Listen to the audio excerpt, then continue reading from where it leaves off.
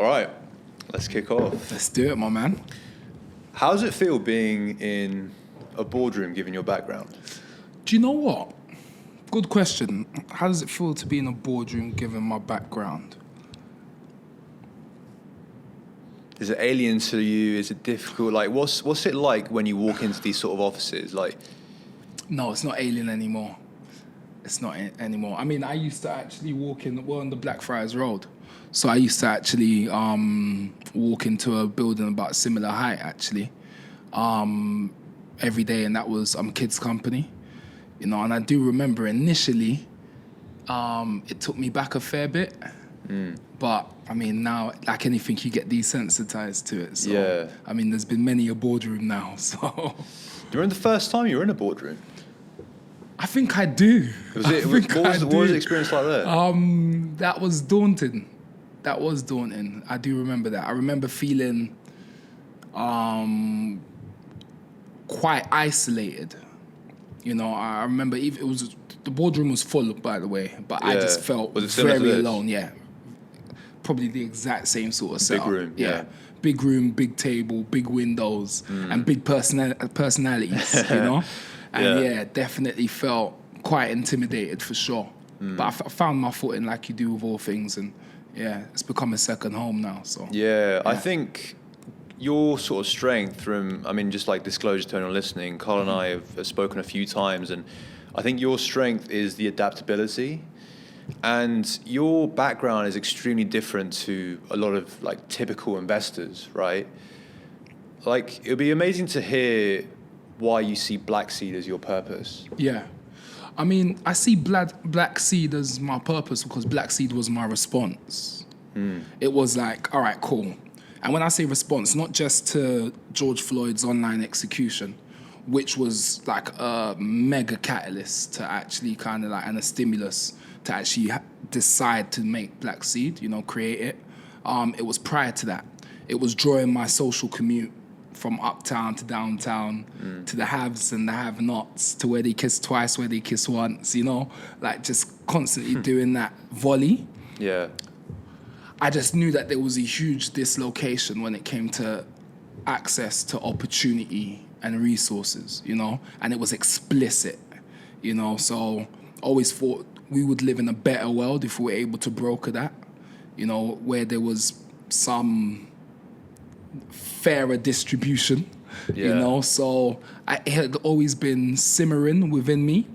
And I mean, the pressure cooker just hit infinity when I did witness what I witnessed with the rest of the world during George Floyd's online execution, and was just like, you know what, something has to give, you know? And that give was laser pointed into what is Black Seed, and the reason why I see it so much as so much purpose for me is because it is a response from me, you know? Yeah. Why did George Floyd spark that like response from you, where your core motivation from there was to bring in more Black founders into tech?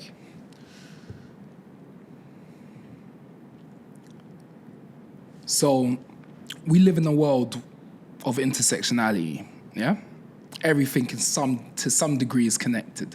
Yeah. I believe wholly and totally in the collective destiny, you know. I can even get a bit more poetic with it. I am a believer in the chaos theory, the butterfly effect, that even the smallest things can have the greatest ramifications, you know. That being said, there is a huge consequence of the Black community being excluded from the existing entrepreneurial ecosystem. And that consequence, it literally like touches every aspect of society. You know, I mean, policies are affected by the lack of entrepreneurial inclusion for the Black community, because then it means that, like, for example, you're unable to support certain candidates that are able to then voice certain things that are like exclusive to maybe the Black community, you know. So even just representation takes some economic empowerment, you know. So, and I mean, like, that's just one angle, but there's a million of them, you know. So for me, it was like, all right, cool. We have just seen something that shows, like, explicitly that the black experience is unequivocal to almost any other on planet Earth. Yeah. You know, and there needs to be a lot of work to broker, you know, some amends, you know, things need to change, you know. So for me, it was like the best place for that to live is in a vehicle that's going to economically empower the black community to be able to, like, get involved, you know. Do you use the expression leveling the playing field? Because I've spoken to you a few times, and I haven't actually heard you saying that. No, I don't say it explicitly. That's not so much my messaging. But I mean, I believe in leveling the playing field. But then you have to also make sure everyone's wearing the same uniforms. Yeah, that's the question I want to ask. You know, it's like, is it leveling the playing field, or is it a different field entirely? Yeah, I mean,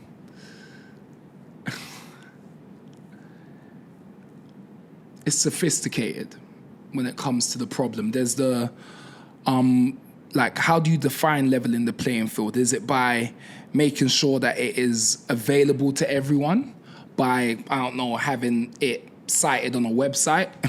Yeah. You know, are we saying that is what makes it available?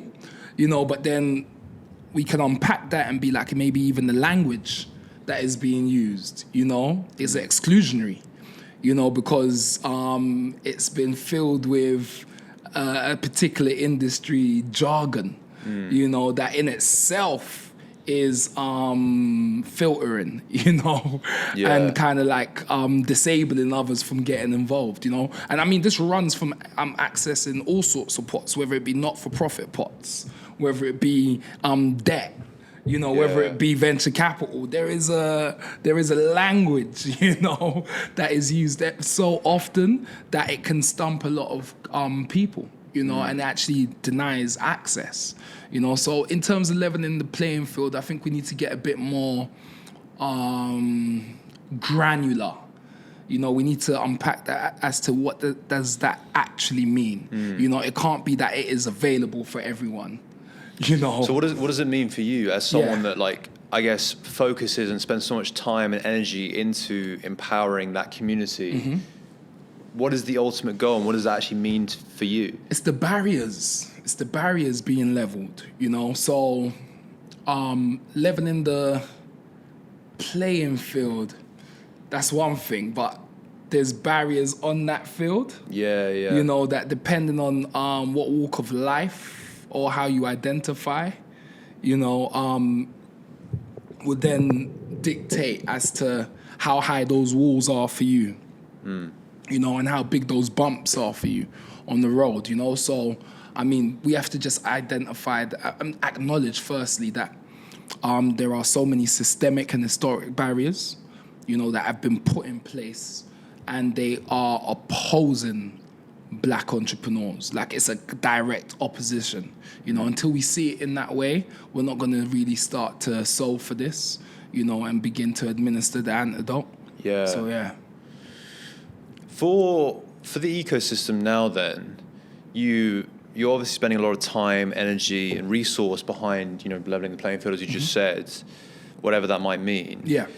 And for other investors that really want to, like, focus on this objective, is, like, do they have to think outside the box with this? Because you said a lot of it might be systemic, or probably is systemic in my opinion. What alternative methods are there when it comes to investors that want to, you know, involve more black founders? Yeah, I mean, they just have to keep, especially with the current climate, we have to keep diversity on the agenda. Yeah. You know, so the agenda is actually keeping it on the agenda and not succumbing to the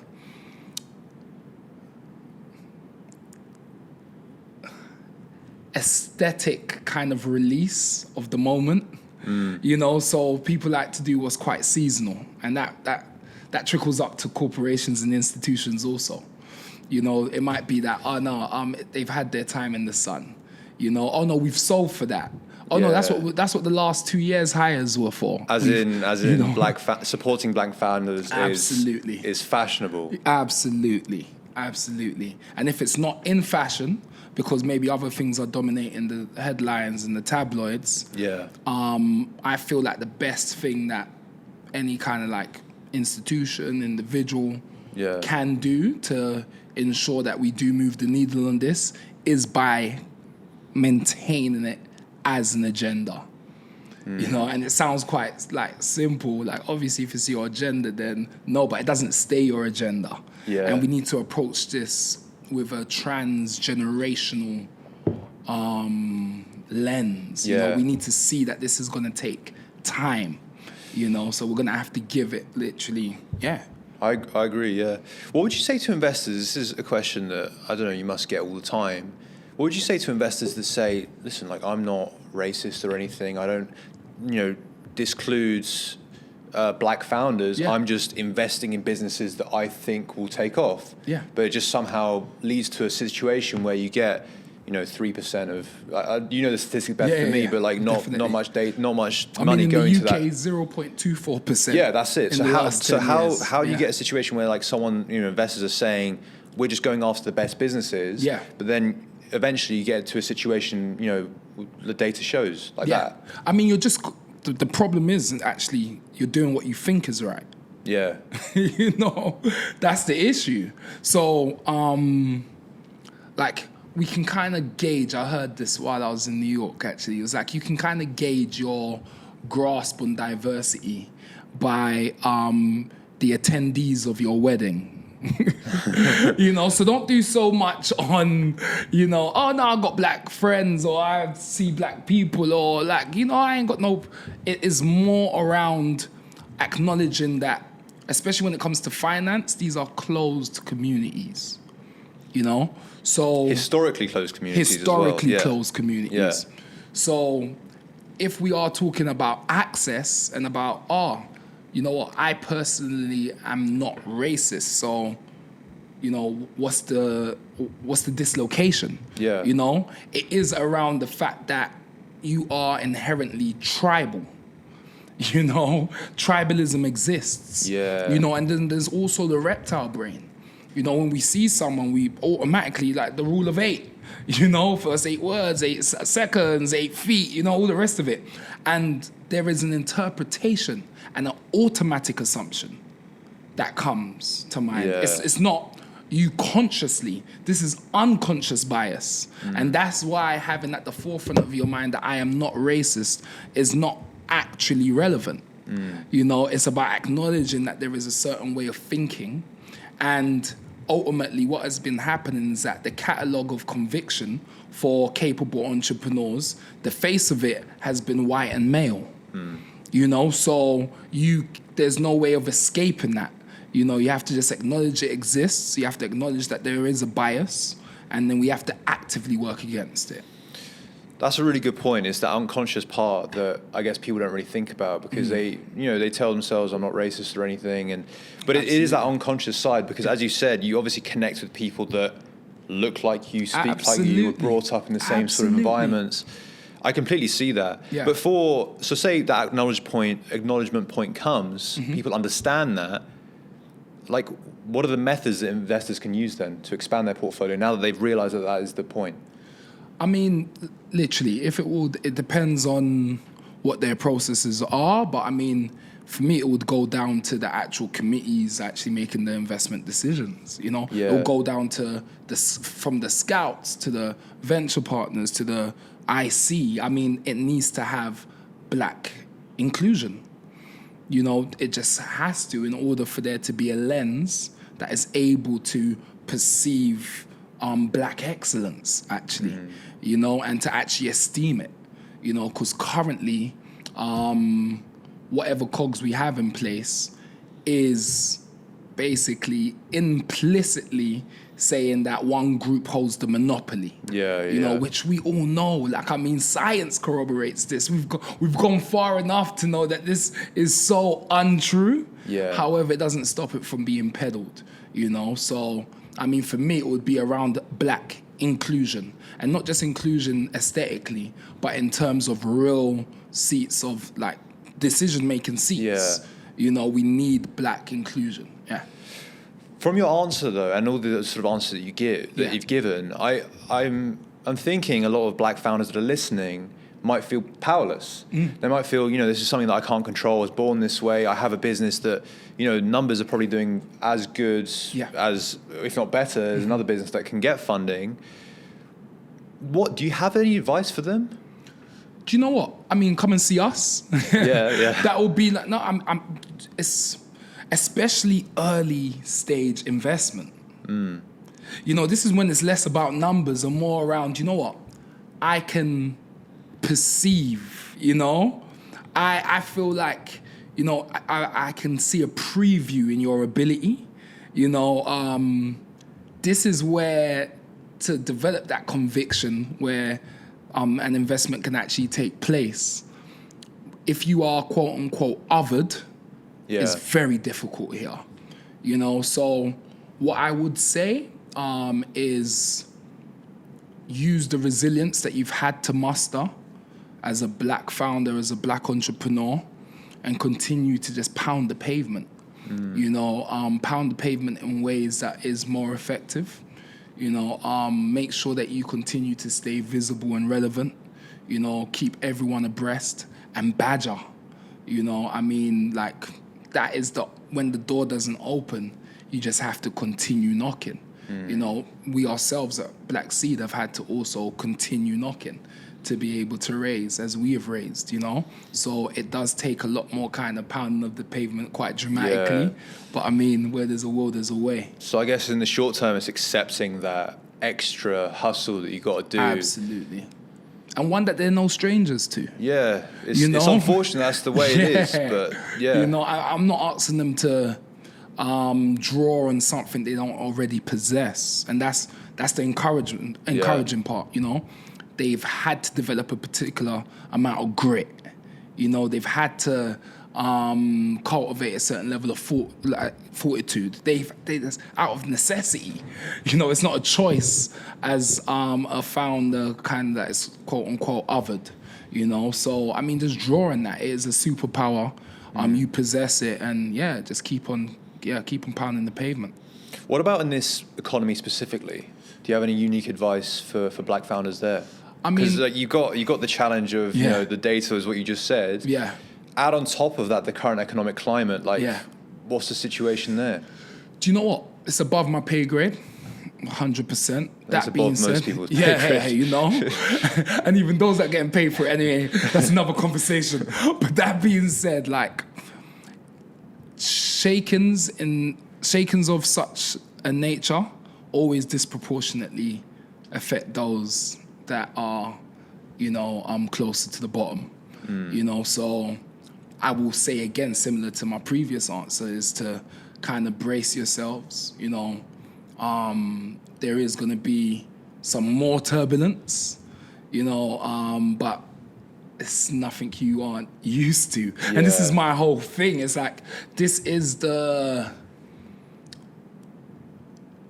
grace of the entrepreneurial pressure cooker that is the black entrepreneurial community, is the fact that they've all had to climb the north face of the mountain, they're no stranger to affliction. Yeah. So yes, there's going to be obviously direct effects on consumer, it's just, these are things that are going to be hit, as a result of what's going on. But pivot, persevere, if needed, but again, we understand on this road with venture, it's a 10-year commitment to seeing something, as a founder, you need to also see yourself in a 10, 20-year situation. You need to know that you're the surfer and it's less about the wave, so even if tide is not up, you just keep on paddling and get it done.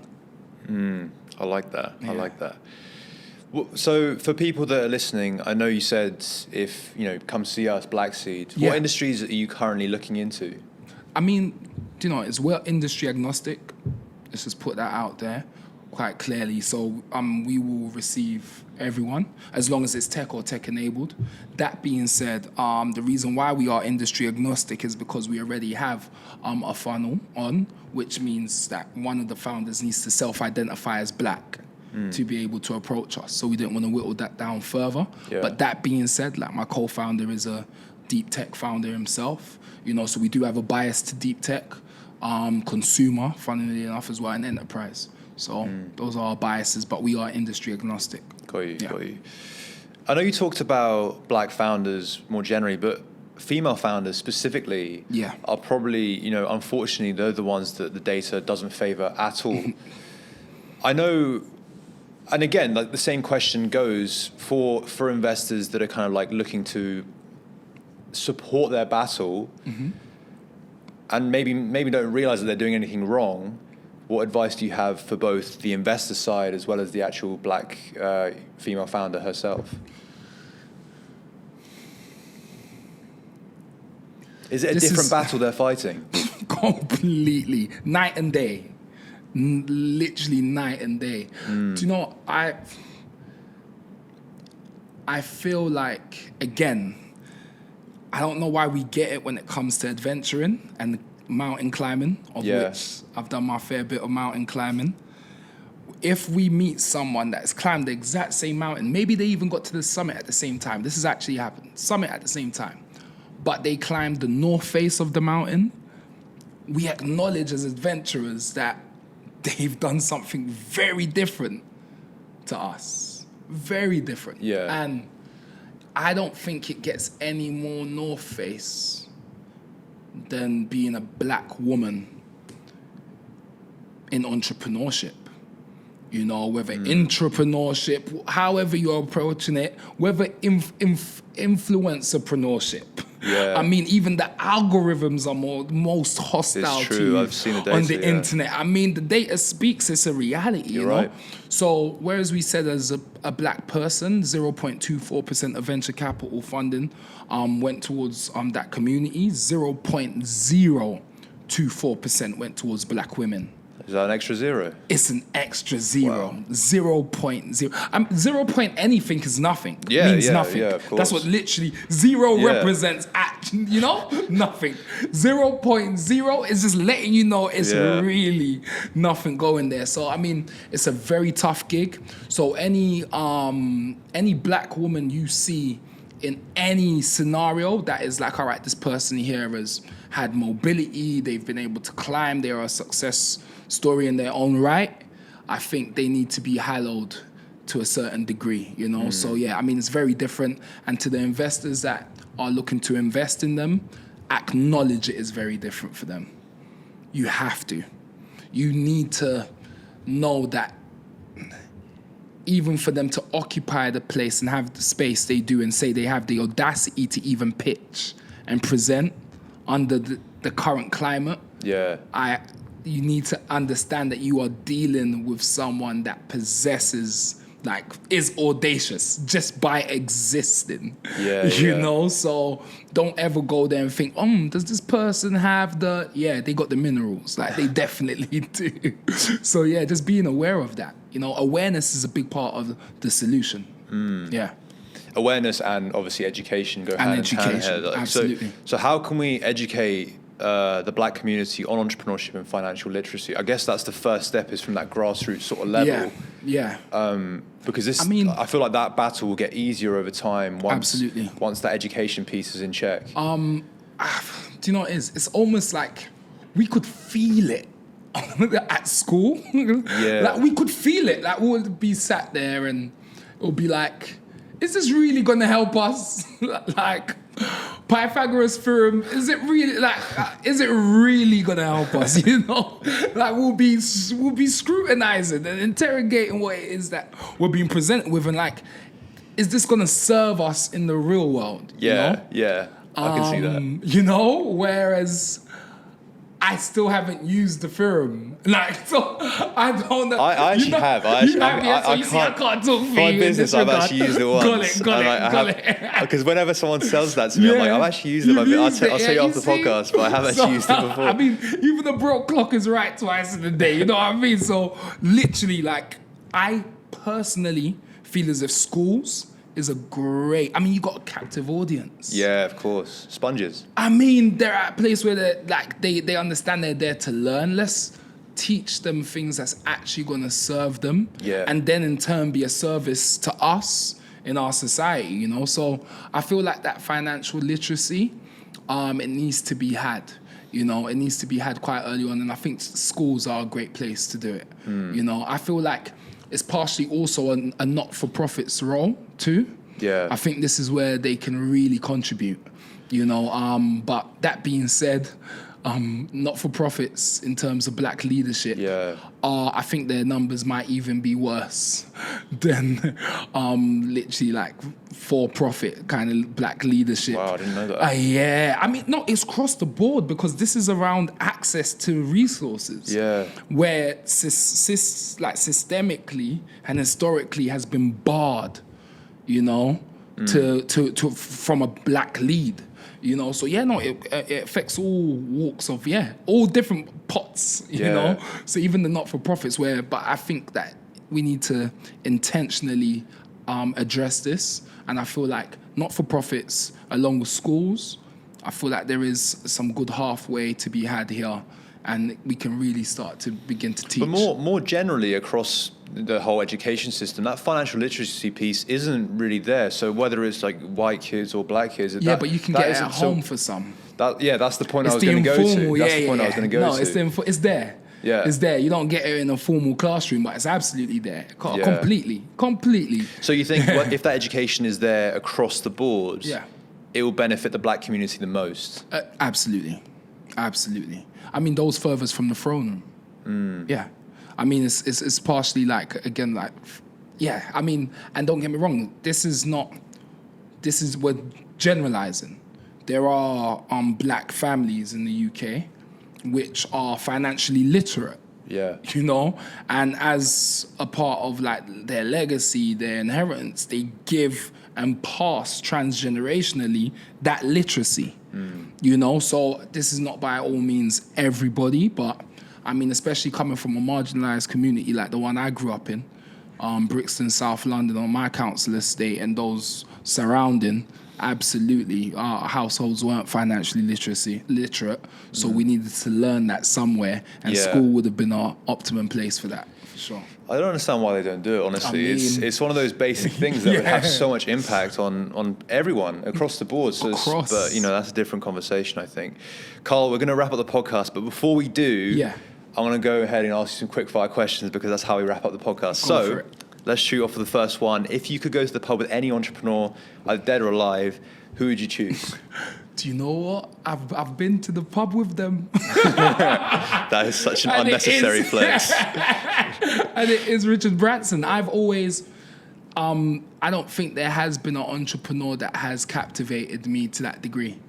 I think he just, energetically. Branson's one of those old school entrepreneurs. Yeah, he has really, like, it was what stimulated my initial kind of like yearning for entrepreneurship. It actually came through. He was my initiation. His book, How I Lost My Virginity, was what really gave me the internal conviction that I could, you know? So for me, it would definitely be Richard Branson, you know? Yeah. I think that's the first answer we've had from someone where they've actually gone to the pub with them. So. Number 2, what's a startup you're loving at the moment and why?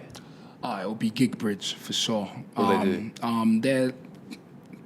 I don't want to use the Uber word, but I will have to. It's just the quickest way Uber to for. it. Yeah, Uber for construction workers on construction sites, essentially. But the guy's ex-TaskRabbit, so he's not new to that industry.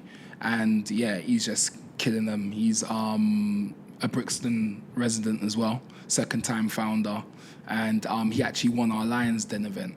Which is where we give 10K away equity free, and he actually used that to be able to scale to a point where he had just hit his like first 6-figure MRR. That's very cool. So like really pumped about him. And lastly, fill in the blank. To be a founder, you must be. I know you've said a few key words. Yeah, to be a founder, you must be resilient. Yeah, it's a very common one we've got. Yeah, I think resilience is. I think it's the biggest one. It's the endurance. I agree. You have to endure. You know, without it, especially in marginalised communities, for sure. I mean, even more so. Yeah. You know, I have a friend of mine, really celebrated entrepreneur in the UK. He's had a golden handshake and started a fund and all the rest of it. He's just a great guy, good egg, and he does a lot for Europe in general. So you might be able to whittle down as to who it is. But that being said, he told me entrepreneurship is getting punched in the face every day and smiling. And I remember when he told me that, this was like maybe about 8 years ago. He was just like, it's just getting punched every day and smile. It's the smile part, you know. And that's, for me, that's what I speak of when I mean the resilience. Is to stay hopeful. It's to get the nose and keep your posture. You know, it's to not lose sight. You know, when there is this immense fog. You know, and just to walk. You know, even if you can't see the clear path. You know, and not being like too proud or too tired to say that I might have to change direction and pivot slightly. Got you. So yeah, huge resilience. Completely agree. Yeah. So Karl, thank you so much for coming on the podcast. It was such a pleasure having you on. How can people stay in touch with you and Black Seed? Yeah, no, sweet. I mean, main point of contact for me is definitely Instagram. I'm the most active on there. So that is Karl with a K _ Lokko, Lima Oscar Kilo Kilo Oscar. And I mean, you know, I know that one quickly. So, I mean, that's the main point of call for me personally. I'm on Twitter and LinkedIn. It's quite funny how you just automatically just spell. Like, I'm the same. But no, we're here for it. So that's the main point. Nice one, man. Thank you so much again. And I'm sure we'll speak very soon. Cheers. Sure. Thanks so much. Yeah, no, big love. Thanks for having me.